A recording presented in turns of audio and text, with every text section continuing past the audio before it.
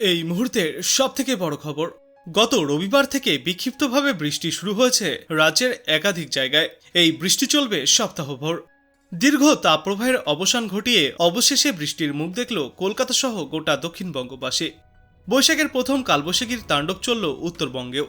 গতকালের পর আজও বাড়বে ঝড় বৃষ্টির দাপট, তাই ইতিমধ্যেই একাধিক জেলায় জারি করা হয়েছে সতর্কবার্তাও। আবহাওয়া দপ্তর সূত্রে জানা গিয়েছে, আজ দক্ষিণবঙ্গের 11 জেলায় কালবৈশাখীর সতর্কবার্তা জারি থাকবে। সতর্কতা থাকছে কলকাতা, হাওড়া, পূর্ব ও পশ্চিম বর্ধমান, ঝাড়গ্রাম, পূর্ব ও পশ্চিম মেদিনীপুর, বাঁকুড়া, হুগলি এবং উত্তর ও দক্ষিণ 24 পরগনা জেলায়। আজ কালবৈশাখীর পাশাপাশি ভারী বৃষ্টির সতর্কতাও রয়েছে পূর্ব মেদিনীপুর এবং উত্তর ও দক্ষিণ 24 পরগনা এই 3 জেলায়। বৃষ্টির পরিমাণ 100 মিলিমিটার বা তার বেশিও হতে পারে বলে পূর্বাভাসে জানিয়েছে আবহাওয়া দপ্তর। এরপর আগামী 48 ঘন্টা ঝড় বৃষ্টির দাপট জারি থাকবে দক্ষিণবঙ্গে, আর বজ্র ও বিদ্যুৎ সহ বৃষ্টি চলবে আগামী শুক্রবার পর্যন্ত। শনিবার থেকে কমবে বৃষ্টির পরিমাণ, স্বাভাবিক হবে পরিস্থিতি। তবে শুক্রবার পর্যন্ত দক্ষিণবঙ্গের প্রায় সব জেলাতেই বিক্ষিপ্তভাবে বজ্র বৃষ্টিপাত জারি থাকবে। বৃষ্টির সঙ্গে ধূসর হবে ঝড়ো হাওয়া। প্রতি ঘন্টায় সর্বোচ্চ 40 থেকে 60 কিলোমিটার গতিবেগে দমকা ঝড়ো হাওয়া বয়ে যাবে। আবহাওয়া দপ্তর থেকে বিশেষজ্ঞরা জানিয়েছেন, বর্তমানে ঝাড়খণ্ডের ওপরে একটি ঘূর্ণাবর্ত তৈরি হয়েছে। এর জেরে ঝাড়খণ্ড থেকে মধ্যপ্রদেশ পর্যন্ত একটি নিম্নচাপ অক্ষরেখাও তৈরি হয়েছে। আর এদিকে প্রচুর পরিমাণে জলীয়বাষ্প ঢুকছে এ রাজ্যে। এই দুইয়ের মিলিত প্রভাবেই ঝড় বৃষ্টিপাতের তাণ্ডব চলবে দুই বাংলা জুড়ে।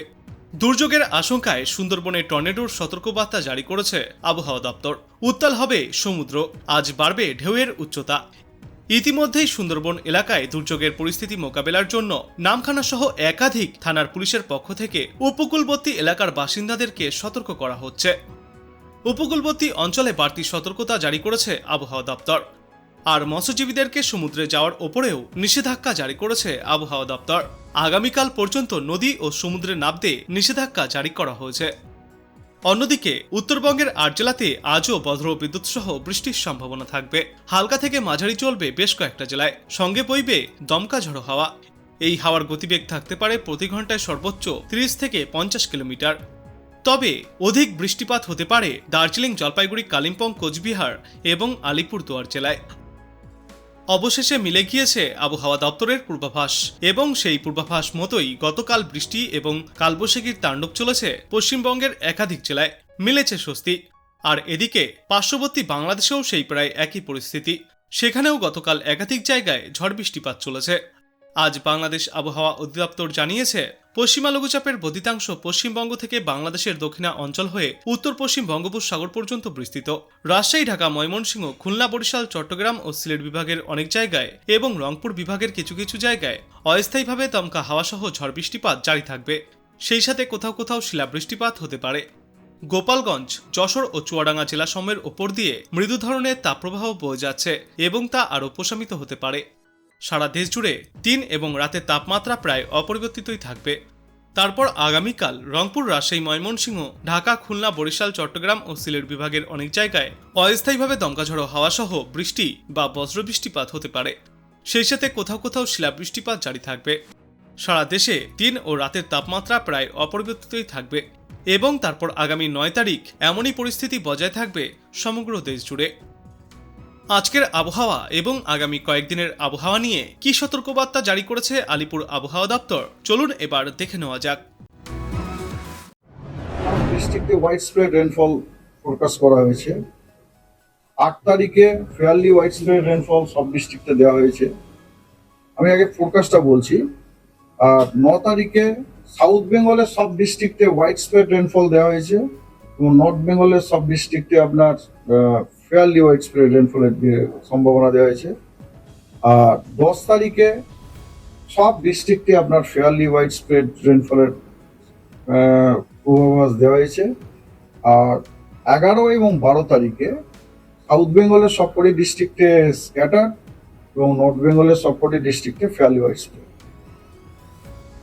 সারা সপ্তাহটাই বৃষ্টি থাকছে। সারা সপ্তাহে মানে যা ওই সিনাপটিক সিচুয়েশন, হাওয়ার যা গতি, তাতে কিন্তু সারা সপ্তাহতেই পশ্চিমবঙ্গের সবকটি জেলাতেই অল্প বিস্তর বৃষ্টি হওয়ার সম্ভাবনা আছে।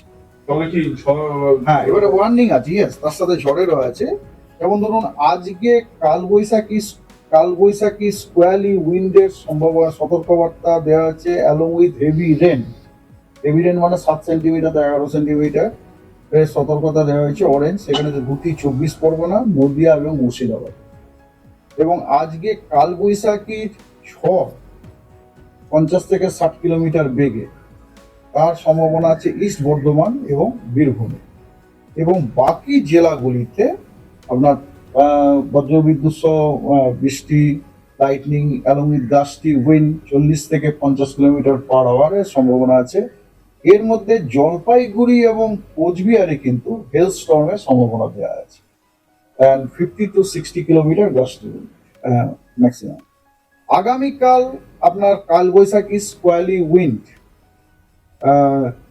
সম্ভাবনা with 50 to 60 kilometre squally wind along with heavy rain সম্ভাবনা আছে নর্থ এবং সাউথ 24 পরগনা, ইস্ট মেদিনীপুরে। আর কালবৈশাখীর স্কোয়ালি উইন্ডের সম্ভাবনা আছে আপনার হেভি রেনটা কিন্তু ওখানে বলছি না, সেটা হচ্ছে ওয়েস্ট মেদিনীপুর, বাঁকুড়া, বর্ধমান এবং বীরভূম। কালবৈশাখীর যে ঝড় যেটাকে বলি আমরা 50 থেকে 60 কিলোমিটার।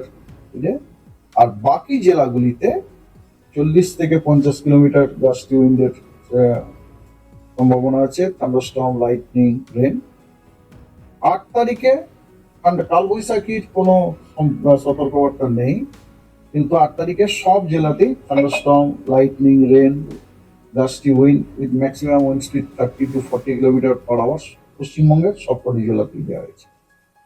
9 তারিখে সাউথ বেঙ্গলের সবকটা জেলাতে ওই thunderstorm, gusty wind, lightning, rain দেওয়া যায়। তাহলে গাস্টি উইন্ড 40 to 50 কিলোমিটার স্পিডে সাউথ বেঙ্গলের সবকটা জেলাতে। আর নর্থ বেঙ্গলেও একই কন্ডিশন, খালি উইন্ড স্পিডটা আপনার 30 থেকে 40 কিলোমিটার পার। কলকাতার বৃষ্টিপাতের তো সম্ভাবনা আমরা আজকেও বলেছি, তবে আজকে না হলে কাল থেকে অবশ্যই বৃষ্টি হবে। আর আজকে আমরা আশা করছি থান্ডারস্টর্মটা অবশ্যই হবে, থান্ডারস্টর্ম, লাইটনিং, হ্যাঁ, এবং গাস্টি উইন্ড এটা অবশ্যই হওয়ার সম্ভাবনা খুব বেশি।